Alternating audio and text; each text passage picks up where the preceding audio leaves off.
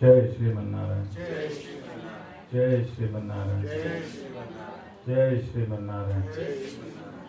I pay my obeisances to my spiritual master, Srimad Jagadguru Sudarshan Acharyaji Maharaj. I pay my obeisances to Lord Sri Ramanuj. I pay my obeisances to our Purva Acharyas. I pay my obeisances to the 12 Alvas. I pay my obeisances to Mother Lakshmi. And I pay my obeisances to Lord Sriman Narayan. I welcome all of you here physically at the Sri Narayan Dham in Durban, South Africa. I welcome those that's watching this discourse locally, nationally and internationally. And I welcome in advance those that are going to be watching this discourse when it is posted on YouTube and the various groups from around the world subsequently. As I've stated last week, it grieves me and I am in constant anguish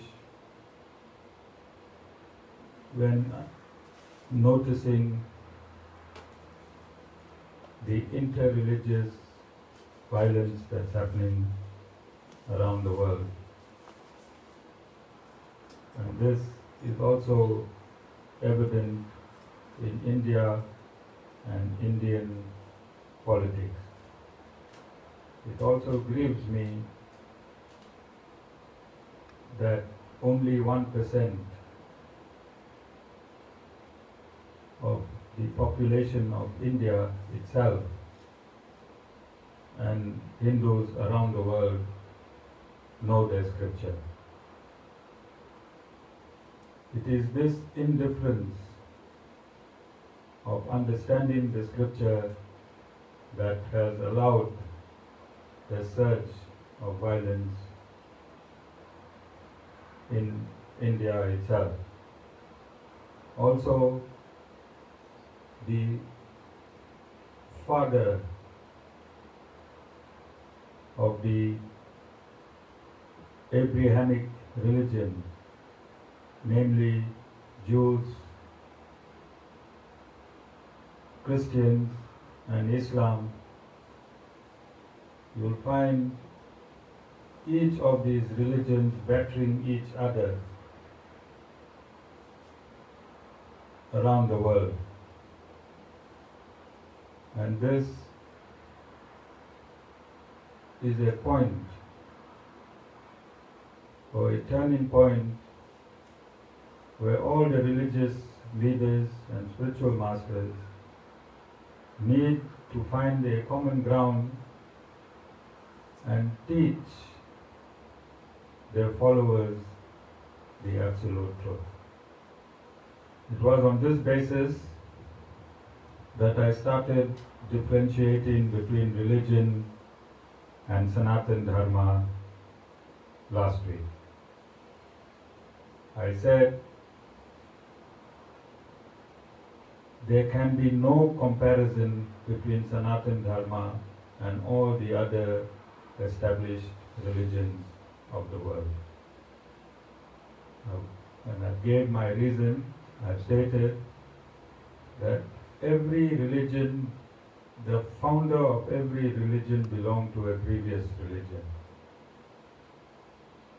And then he started his own religion, and then another founder from that religion started his own religion. And this continues to this date. That is not Sanatan Dharma. Sanatan Dharma cannot be changed. You cannot be a Sanatan Dharmic today and a non-Sanatan Dharmic tomorrow. Sanatan Dharma is the inherent reality of all living entities. It is not religious or religion based. It has nothing to do with religion. It is the absolute science that exists in this universe. I've also stated that faith in one religion can be diminished today, and a faith in a new religion can be established tomorrow.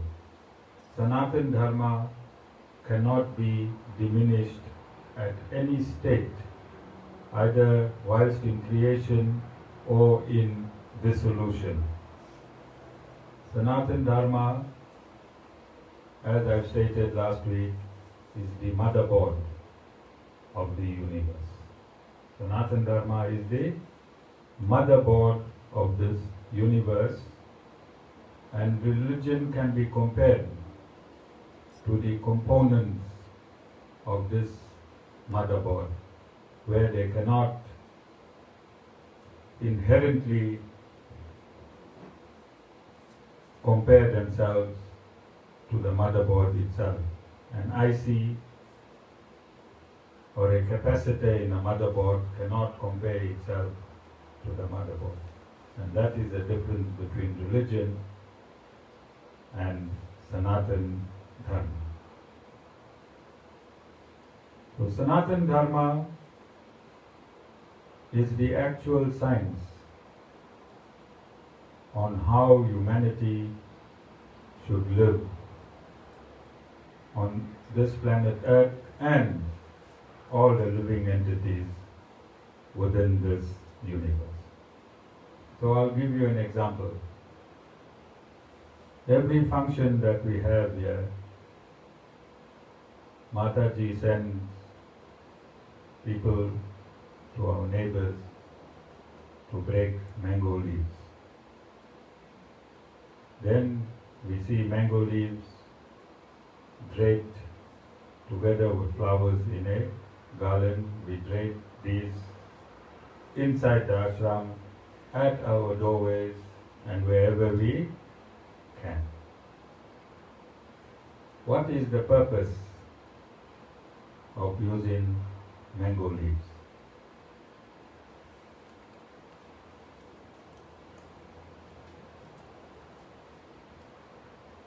Mango leaf continues to give off oxygen 3 or 4 days after it has been broken from the tree.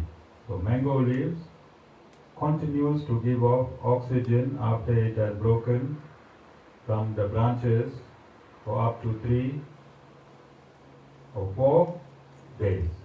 So when you put mango leaves at your doorway, it is the dharma of the mango leaf to give oxygen. It is the dharma of the mango leaf to give off oxygen 3 or 4 days after it has left its tree.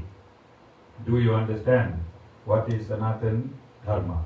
Now you can take these mango leaves and place it in a church. It will still give off oxygen. You can take these mango leaves and place it in a mosque. It will still give off oxygen. Sanatan Dharma can be practiced in an ashram, in a temple, in a mosque, in a synagogue, or in a church, because that dharma of the leaf is to give off oxygen to humanity. It does not matter which religion you come from. So Sanatan Dharma can be practiced in a mosque, Sanatan Dharma can be practiced in a church, Sanatan Dharma can be practiced in a synagogue, Sanatan Dharma can be practiced in the ashram. Sanatan Dharma can be practiced all over because it is an unchanging science. Science cannot change the fact that the mango leaf is going to continue to give off oxygen for 3 or 4 days. Religion cannot change the fact. Religion itself cannot change the fact that the mango leaf is going to give off oxygen for 3 or 4 days. Similarly, the Atharva Veda talks of all the plants that is in this universe that has medicinal value. like ginger. If you liquidize ginger and you mix it with salt and you place it on your toothache and you brush your teeth with your finger with this combination, then all the germs that are living in your gums will die and your teeth will become white. Teeth will become white. This is the dharma of the ginger and salt combined. This is the dharma of the ginger and salt combined. This dharma can be used by a Christian, it can be used by a Muslim, it can be used by a Jew, it can be used by a Buddhist. This dharma cannot be changed. You can change your religion from Hinduism to Christianity, but when you use the ginger and the salt combination, that combination will be constant in any religion that you go. And that is the difference between Sanatan Dharma and religion. And this is why saints and sages, since creation, has been crying for peace, because the saints and sages are the original scientists. Saints and sages are the original scientists of expounding Sanatan Dharma. They have experienced directly the science between the Supreme Lord and the living entities, all living entities. So a religion teaches you how to behave as a human being. Sanatan Dharma teaches you how to behave as a human being and how to behave with other living entities. Sanatan Dharma teaches you how to behave as a human and how to behave and function with all living entities within this universe, as well as non-living entities. That is Sanatan Dharma, which people have given a colloquial name, and that colloquial name is Hinduism. But the correct name for that belief system, which is found in our eternal constitution, is the name Sanatan Dharma. So Dharma means duty and performance. Dharma means duty or performance or held together. Held together, it comes from the root word dhir, which means to support. So Sanatan Dharma is the support of the entire universe. You remove Sanatan Dharma, the universe will collapse. And I'm going to show you through scripture how this universe is conceived and how Sanatan Dharma is the reservoir and source of everything that exists in this universe. So I just want to give you some small examples. Our dog outside has a heart. The dharma of the heart is to pump blood throughout its body. The human has a heart. The function of the heart is to pump blood, circulate blood throughout the body. The dharma of the dog's heart and the dharma of the human heart is the same. The dharma of the sheep's heart and the dharma of the human heart is the same. The dharma of the elephant's heart and the dharma of the human heart is the same. And it is for this reason why I am saying Sanatan Dharma cannot be compared to religion, because religion is a set of values in a particular community. Religion is a set of values that must be practiced by a set of people in a particular community, and if you do not subscribe to that set of norms and values, then you won't belong to that particular community. Yes or no? But Dharma, the Dharma of the heart is to circulate the blood.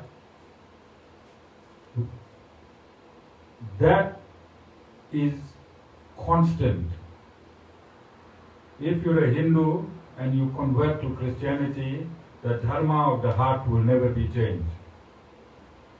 If from Christianity you convert to Islam, the Dharma of the heart will still be the same. And if from Islam you convert to Judaism, the Dharma of the heart will still be the same. Therefore, I've stated Sanatan Dharma can be practiced in any religion. Sanatan Dharma is not in conflict either with itself or with any religion, because religion is a set of values for human behavior specifically. Do this, don't do this. Eat this, don't eat this. Drink this, don't drink this. That is specific for a specific group of people. But whatever you eat goes to the stomach. In all the stomach, in all these different communities is identical. All this stomach has digestive system. All these stomachs digest the nutrients and gets the waste product to be excreted. This is the dharma of the stomach. This is Sanatan Dharma. Sanatan Dharma cannot be changed. It exists in all human at all times that they are alive. It exists when they are Muslims, it exists when they are Christians, it exists when they are Jews, and it also exists when they are atheists. Yes? So Sanatan Dharma cannot be changed. The Dharma of the sun is to give light, and the Dharma of the leaves is to accept this light and create photosynthesis. This truth exists in Islam, exists in Judaism, exists in Zoroastrianism, exists in Buddhism. This truth is Sanatan Dharma, and Sanatan Dharma cannot be changed. So, I am an insignificant dust particle in the hierarchy of gurus that exist in the Sri Sampradaya around the world. Okay, I want to start there. But I also want, in kick-starting this absolute truth, I would like my Guru Bhais that are established in the ashrams in India and around the world not to allow Sanatan Dharma to be in continuous abuse. It is time for the Gurus, especially from the Sri Sampradaya, to join the spiritual revolution that I have started here at the Sri Narayan Dham in Durban, South Africa, and to support this series of discourses, because it is embarrassing that from 1.2 billion inhabitants of India, of which 1 billion or just under 1 billion are supposed to be Hindus, there is no education on Sanatan Dharma except in these ashrams. And Sanatan Dharma is being abused by people like Zakir Naik. He has behearted all the Vedas and then he debates with Hindus who do not even know 1% of the Vedas. And then he entrenches Islam, and then he converts ignorant Hindus into Islam. So it is time that the gurus that are resident in India take cognizance of this revolution that we have started here in South Africa. They are also on social media, they are also on this platform. And they have greater capacity than myself to push forward this agenda of Sanatan Dharma. In fact, whoever is a guru, his duty is to push the truth of Sanatan Dharma worldwide, because Sanatan Dharma is not a religion, it belongs to the world. So I hope that this spark that we are lighting here at the Sri Narayan Dham catches fire in its place of origin, the reservoir of spirituality that is in India itself.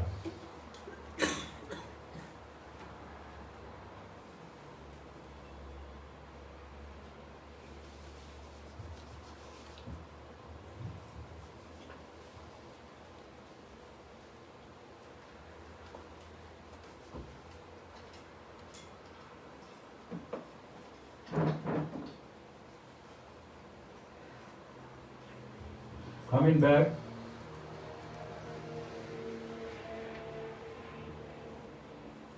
I'm discussing again Sanatan Dharma, and I'm stating that Dharma means to support, to uphold, to interconnect, to link. And I'm stating that the Lord's technology, this universe is the Lord's technology. This entire universe is the technology of the Supreme Lord. And every technology has a manual. I've been an atheist up until the age of 36, from 16 to 36, that is 20 years, or just before 16, which means that I was on the outside looking in. I was on the outside looking in. My favorite subjects was science and law. Favorite subjects were science and law. If information still exists in our municipal library, and if I could go and extract with my ID number, then you would find that I would have read over 1,000 books which had over 1,000 pages. So every week I'll go to the library and choose a subject matter and take 4 books at a time. That was the limit. 4 books at a time of over 1,000 pages, and I would read to my satisfaction. I would read to my satisfaction. I wanted to understand who I was. I was not content with just being a human being. Because when I looked around, I saw a myriad of differences. I saw a myriad of differences. I saw rich around me in my circle, and I saw poor around me in my circle. I saw righteousness in my circle, and I saw unrighteousness in my circle. I saw righteousness in my siblings, and I saw unrighteousness in my siblings. Everywhere around me, there was this ebb and flow of righteousness and unrighteousness. And I needed to understand this, and this is why I left religion as I knew it then, and I became an atheist. And when I became an atheist, it gave me a clearer insight,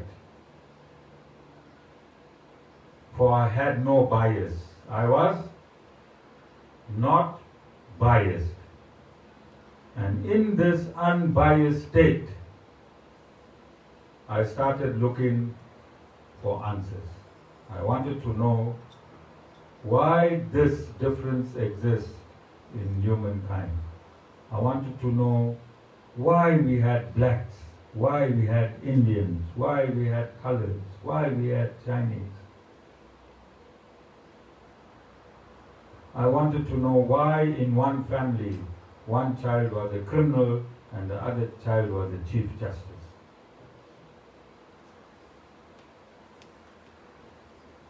I wanted to know what is my origin. I wanted to know where I came from. I wanted to know what is my purpose whilst I'm here. And I wanted to know what is my destination. And in these inquiries, I went to hell and back. I went to hell and back. When I started making these inquiries, I started losing my attachment to this material reality. I was sick for over 20 years. I was in a deep and a dark hole when I started making these inquiries. Everything left me. I was a prominent policeman. I entered the police force straight after university. They did not know how to pay me. When I got my first salary, I earned 200 rand more than my station commander, and that was in apartheid time. From that prominence, everything that I touched turned to gold, and then everything started leaving me. I lost all my material opulences, I lost my family, and I became a lone ranger.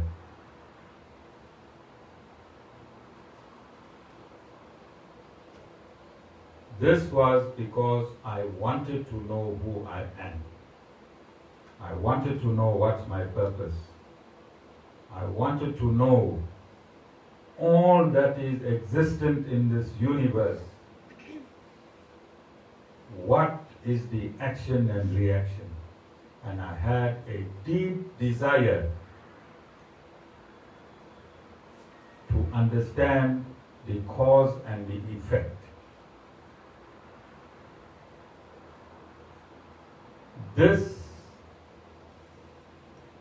does not come, the knowledge that I am giving you did not come for free. This knowledge made me go through severe pain. There was a time where I could not even identify myself. And this happened for many, many years, where I only subsisted for the sake of living. And this was in my prime. From the age of 28, I started crashing in the material universe. I continued to crash and get up, crash and get up, crash and get up. I've been in many dimensions in my life. I've tried many businesses. Whichever business I touched turned to gold and then back to dust. Turned to gold and then back to dust. Until I found the feet of my spiritual master Srimad Jagat Guru Sudarshan Acharyaji Maharaj. I never met him in real time, for he left his mortal coil 1 year before I entered his system. So I never met him physically like this. All that I know and all that I have discoursed for the past 8 years is live streaming through him, from him through me, and from me through the world. This technology of live streaming from the Guru to disciple is here since creation. This live streaming is here since creation. In order to be seated here today where I am seated, there is an injunction in all of the Vedic categories. So in the Bhagavad Gita, Lord Shri Krishna states, chapter 4, verse 34, for you to know the absolute truth, you have to surrender to a Guru. In the Ramayana, Lord Ram states, for you to know the absolute truth, you have to surrender to a Guru. And Lord Ram not only states this as a Vedic injunction, he also practices it. He surrenders to Vasistha Muni. In the Mahabharata, Lord Shri Krishna states that if you want to know the absolute truth, you must follow a bona fide Guru. He does not only state it, he surrenders to his Guru, Sandipan Muni. So if the Lord himself surrenders to a Guru, then that example, but you don't just surrender to the Guru whimsically. You must do due diligence. You must investigate that Guru. You must see whether deep inside you there's a feeling between you and the Guru. There must be a feeling inside you and the Guru. That feeling is not a material feeling. It is a feeling of knowing the Guru but not putting your finger on it. It is a feeling, I know this man. It's as if I know this man all my life, but I can't put my finger on it. That Guru that you choose must know the Vedic injunctions in his fingertips. That Guru that you choose, and knowing the Vedic injunctions is not by hearting the Vedas. It's experiencing the Vedas. That Guru must have experienced the Vedas and explained the Vedas to you through experience. It must happen locally, nationally, and internationally. This feeling must happen locally, nationally, and internationally.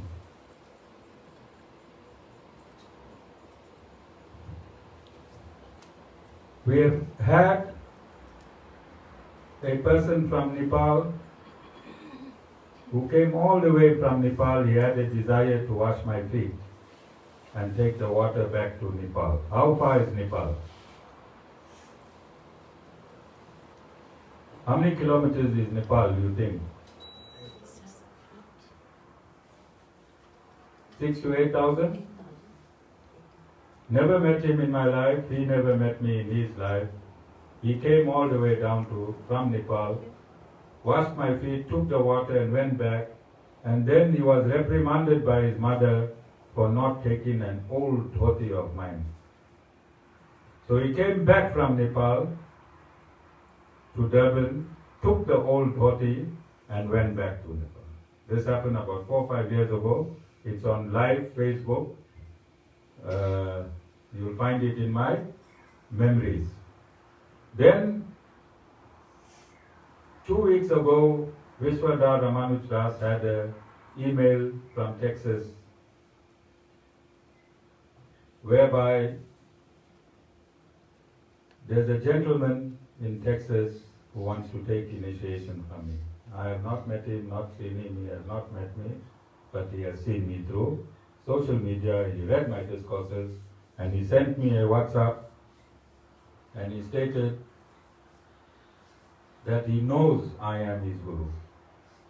He knows I am his Guru, he is not going to look anywhere. I must initiate him as soon as possible. So this is Sanatan Dharma. The Dharma of the Guru is to teach humanity absolute science and the absolute truth. This is Sanatan Dharma. Now this truth can be experienced in all of the religions. You have pastors that will have their disciples, you have the Pope, you have pastors, you have the Maulana, you have the saints in Islam. The system is the information that I'm expounding now can be used in all of these systems. Information that I'm expounding now can be used in all of the systems that I invoke today on this planet. Okay? So, I've stated now that there is a manual. That manual I call the Eternal Constitution, but it is called Vedas, and Vedas basically means, from Sanskrit translated into English, Vedas means knowledge. Vedas simply means knowledge. Knowledge for humanity. Vedas mean knowledge for humanity. If you read the Bhagavad Gita,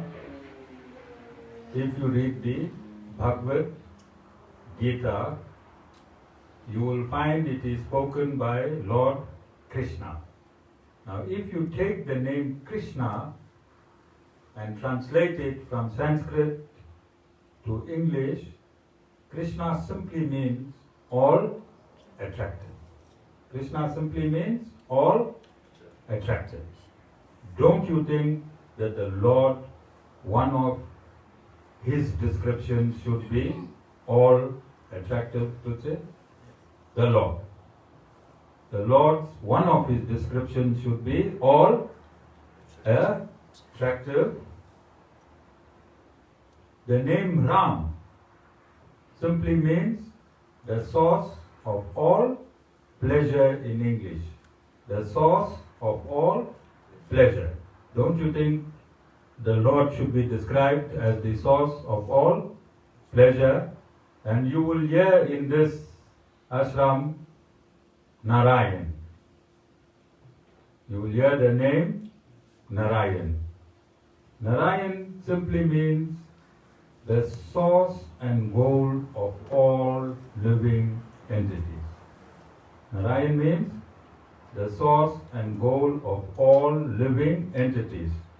Don't you think that the Lord is the source and goal of all living entities? You understand? So the name Narayan, the name God, the name Jehovah, the name Allah, all these names describe a supreme being. Doesn't all these names describe a supreme being? This supreme being creates a universe. This one supreme being creates a universe.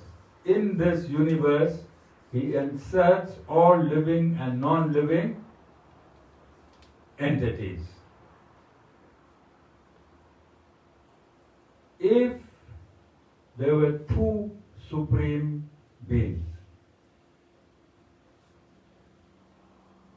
if there were two supreme beings, or three supreme beings, or four supreme beings, what do you think will be the cosmic order of this universe? From which direction does the sun rise every morning? Under whose instruction or impulsion does the sun rise from the east every morning?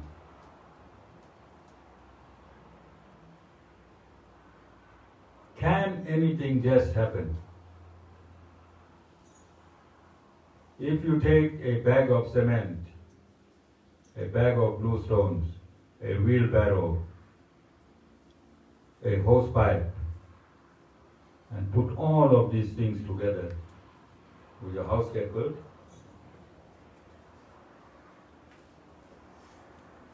Somebody have to perform an action.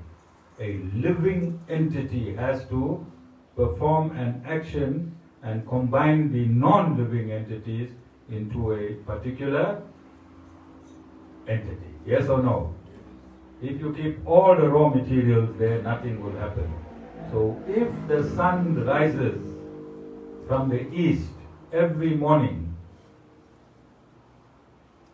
then there has to be a supreme controller who computed the sun to rise from the east every morning. Yes or no? If you had more than one supreme rulers, will the sun rise in the east every morning?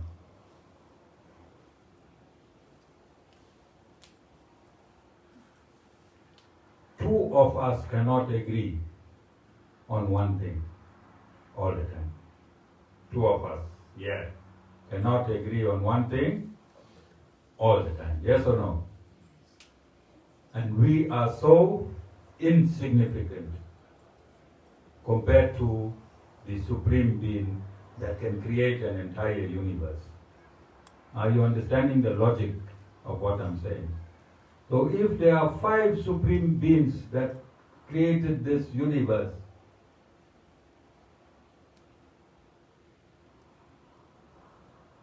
think the cosmos will function as it does.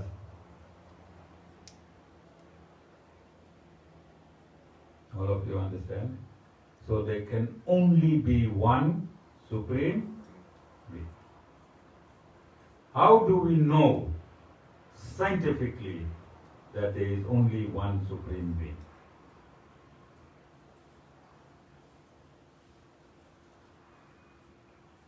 How do we know, and how can we prove that there is only one supreme being by us observing everything around us?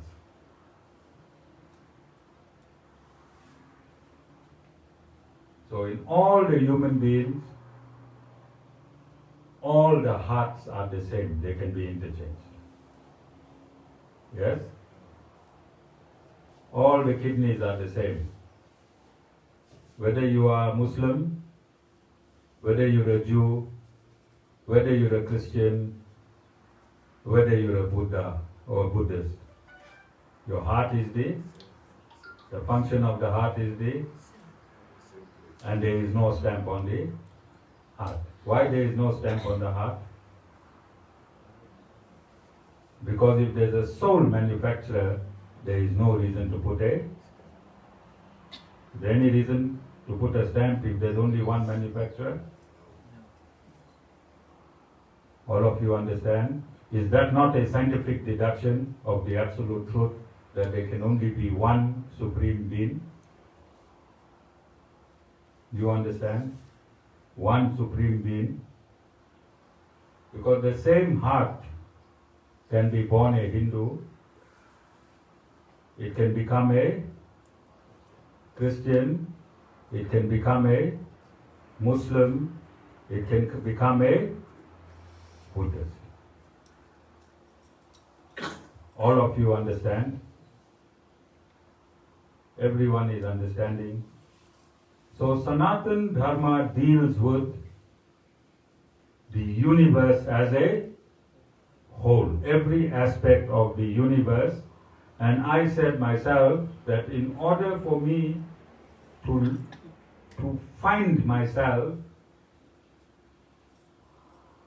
I was outside all systems. When you're an atheist, you are outside all systems, and I've done a lot of material work to become eventually spiritualized. I did a lot of material work, and I still was not satisfied. I was still not satisfied. Because I was longing for the absolute truth, I could not exist materially. I could not exist materially. So I gave Vishwadhar an example, I think a few months ago. When we acquired this property, it was at a steep incline like this on all three sides. That side, this side. When we came to see this property, we had to walk in a single file so we don't fall down in a ravine. 10 to 12 feet ravine. This property, even when it was given for free, and I'll put that in inverted commas, people did not want to take it. This is prime property in Reservoir. It's 2.880 meters square. It is prime property in Reservoir Hills. Because the access to this property was costing over 10 times the price of the property, it was not logical to buy this property. It does not make business sense to buy this property. Okay? So it took me one equipment and 12 days and 12,000 rand of diesel, and I got the access done. Alright? And I explained to Vishwadhar that this is my capacity. Whatever you see around here, no construction company has done. It has been done with me and 2 or 3 or 5 labor. If I wanted to become a property developer, what do you think my commercial value would have been?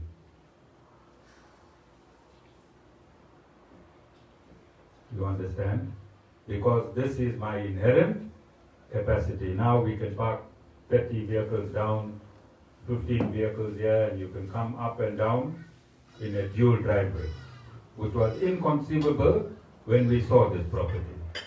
So I'm saying that in my quest for the absolute truth, I rose and fell and rose and fell 1,000,000 times it was not an easy journey, and neither was it a design that I just come and sit here today and give you knowledge. This knowledge that I am availing to you is the breath of the Supreme Lord. This knowledge is the breath of the Supreme Lord. It is eternal. What does eternal mean? No man, no saint, or no sage can identify himself as being the first propounder of this knowledge. The first propounder of this knowledge. This knowledge exists with the Supreme Lord inherently, all the time. So I'm going to conclude. I'm going to conclude by describing this Sanatan Dharma. So when I wanted, logically every scientist would want to know how creation takes place. Yes or no? If you want to know who you are, you also want to know what the universe is, because you and the universe is intertwined. So when I looked for creation, I started with science, and I was not satisfied, because what science says was the impetus of creation, the Big Bang. I do not see it anywhere, because it's supposed to be continuous. When I looked at two flowers,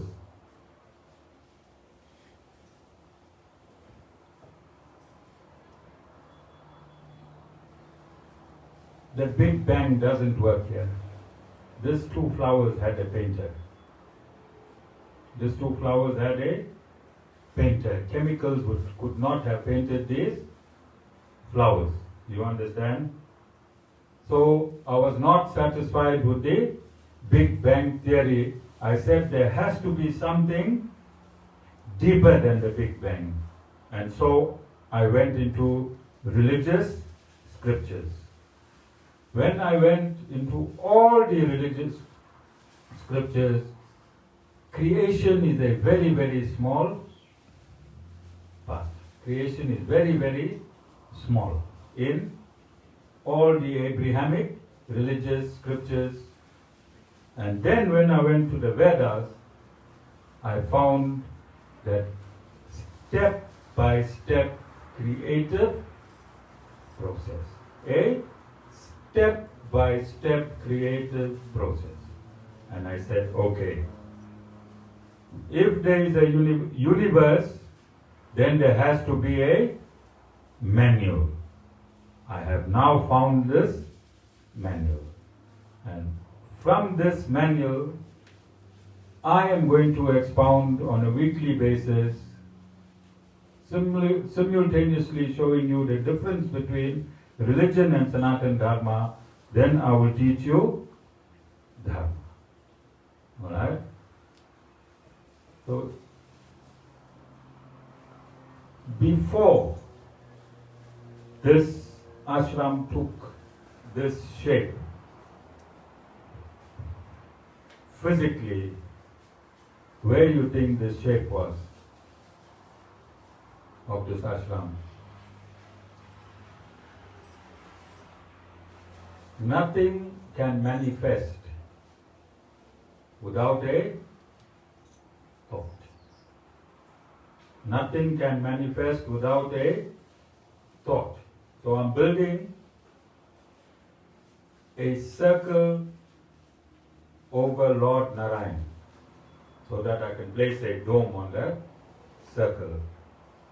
That circle was first a thought in my mind. That thought manifested itself When that thought manifested itself, then we bought glue stones, we bought Amgeni sand, we bought cement, and we bought plyboard, because to build that circle I need all of these raw materials. But before these raw materials was manifested for this ashram, everything was only a thought. So before any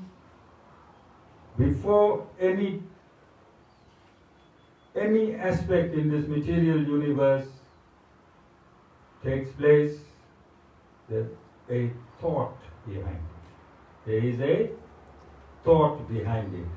Before the first vehicle that was manufactured, there was a thought, there was a design, and there was a manufacture of that material vehicle. All of you understand? So before creation, before this universe was created, the Creator had to exist. The Creator had to exist. Then the Creator, impelled by the destiny of all the living entities that was within his form,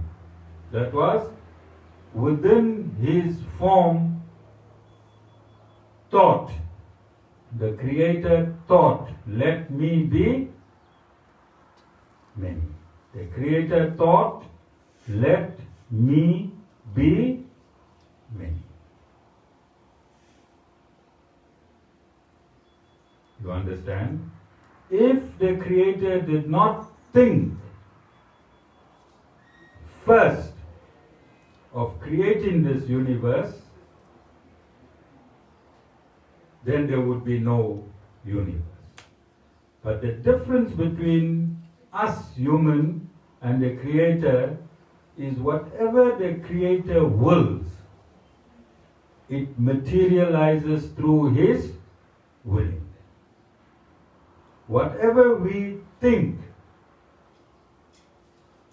we have to actuate it through physical action, personally or with a group or a team of people. So if I think to build an ashram, although the thought is originally mine, I cannot will an ashram. Can I will an ashram? But the Supreme Lord can think and will at the same time. Okay, and it's not difficult to understand. I'm going to break it down. Not difficult to understand. Everything that you see around you, look around you. Houses, trees, cars, you know of aeroplanes, helicopters, satellites, spaceships, ships on the sea. All these things that are invoked today, that you can practically see and experience, everything is manifested from the earth.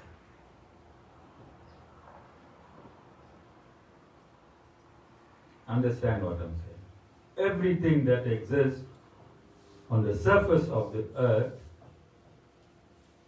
once upon a time, was the earth itself. Yes or no?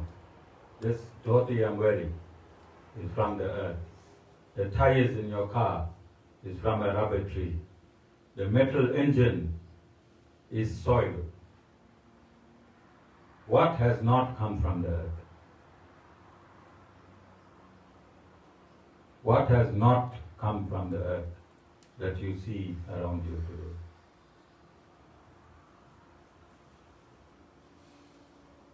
Your eyes is from the earth. Your ears is from the earth. Your tongue is from the earth. This entire body is from the earth. Yes or no?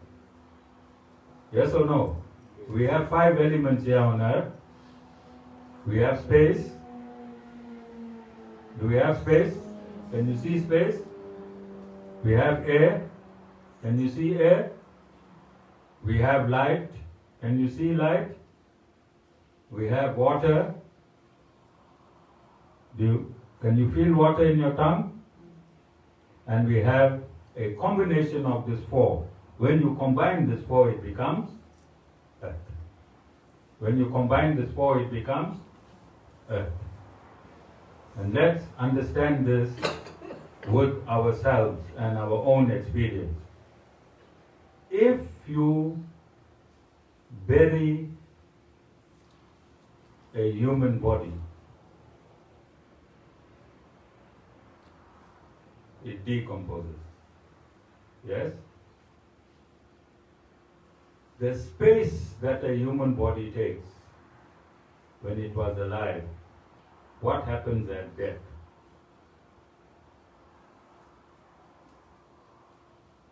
Ultimately. If you cremate that body, what happens to the space that that body once occupied on this earth? It's given back to space, yes? Is it given back to space? That body that occupied the space, if you cremate that body is not there anymore. So where's the space that the body occupied? Goes back to space. You understand? That air that was in this body, that gives this body its shape. There's air that gives you this shape. Yes or no? Air in your body gives you this shape. When you are cremated, what happens to the air that is in this body that's giving you this shape? Goes back to the universal air, the air in the universe. What happens to the heat? This body has heat to generate all its functions, digestion, all of these things. What happens to the heat when this body is cremated? It goes back to its host, the sun, which is the generator of heat. What happens to the water of this body?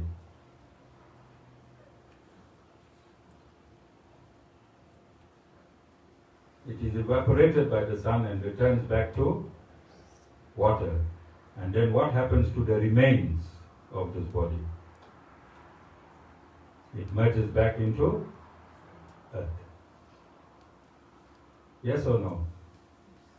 This is Sanatan Dharma. And this is why I've stated Sanatan Dharma is not a religion. This is an exact and an absolute science. This science can be experienced in by all humans of all religious affinity and even those that are not religious, by atheists as well. Because whether you're an atheist or whether you believe in the Supreme Lord, your death is exactly the same. And this is Sanatan Dharma. This is the teachings of Sanatan Dharma. All of you understand? So I think there's going to be about 100 discourses because the information is very wide, but I want to unpack it coherently. If you go onto the internet today, you're not going to find a coherent volume of information where you can understand creation. Where you can understand creation. You can go, you can, now, you can type creation on your Google. There is no coherent step-by-step understanding of creation, of understanding the cosmos, of understanding the relation between the cosmos and human, in understanding the relation between animals and the cosmos, and the interrelations, and why this cosmos is supported as it is. There is no information. other than half information by scientists who cannot conclude. Who cannot conclude, because if there is a conclusion, then 20 years down the line there is another conclusion, and 30 years down the line there is another conclusion. But just for your information, at my conclusion, scientists have now agreed.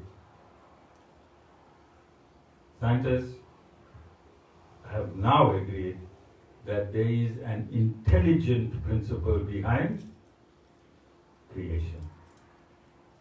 There is an intelligent principle behind creation, right? And that intelligent principle, that information is in the manual called the Vedas since creation itself. Are there any questions? Any questions? We will do Arti. Arti means paying, waving our light to our favorite deity. Light means coming from darkness into understanding. This is why we wave a light. We wave a light at our favorite deity, and we wave a light at the Guru, because the Guru, through the deity, gives you information and brings you from ignorance into knowledge, from darkness into light. That is the science behind doing Arti. There's nothing else besides doing Arti, is to understand that now I was in darkness, I'm coming into light. And before I do that, I want to read a verse quickly from the Upanishad. So I was looking to consolidate creation in the Upanishad, and it was by mistake that I found a very, very small Upanishad, and I want to read it to you so that I can consolidate my intervention in Sanatan Dharma and the reasons I am doing what I am doing. So this Upanishad is called the Dvayo Upanishad. Dvayo Upanishad. And the verse is, and I'm going to read as follows: the person having characteristics of well known to Veda, the hymns, the devotee, resorting to hymns, known to Purana, expert, pure heart, free from envy, devotee to Lord Vishnu, and teacher is called Guru. So you understand the implication and the definition of a person who is called a Guru. These are the qualities. Then the next verse: the person who chooses the meaning of holy books duly, understands properly the same, and who not only establishes well behavior but himself observes the rules to behave, is called Acharya. You understand? So the duty of an Acharya is to preach what he practices. The duty of an Acharya is to preach what he practices. And then the letter GU is meant darkness, and RU means its resistance in the word Guru. The person who resists the ignorance is therefore called Guru. So you understand, Guru brings you from ignorance to knowledge. That is called a Guru. Then they state that the Guru is the supreme Brahma, the supreme position, supreme learning, and the supreme wealth. Next verse, Guru is the desired thing, comma, the supreme resort, and having a preacher of supreme knowledge, comma, the Guru is great. Next verse, a man liberated from worldly ties, even if he once pronounced the word Guru. Okay, let me do this again. A man liberated from worldly ties, even if he once pronounces the word Guru. Full stop. All industry avail accomplishment when the word Guru is pronunciated. Full stop. In fact, the man remembering and pronunciating the word Guru seldom rotates around the cycle of birth and death and seldom takes rebirth. The person attains to everything who is understood duly to it. Okay, so the Guru and his character is found in this eternal constitution, which we call the Vedas, and this eternal constitution is the motherboard of the universe. Jai Shriman Narayan.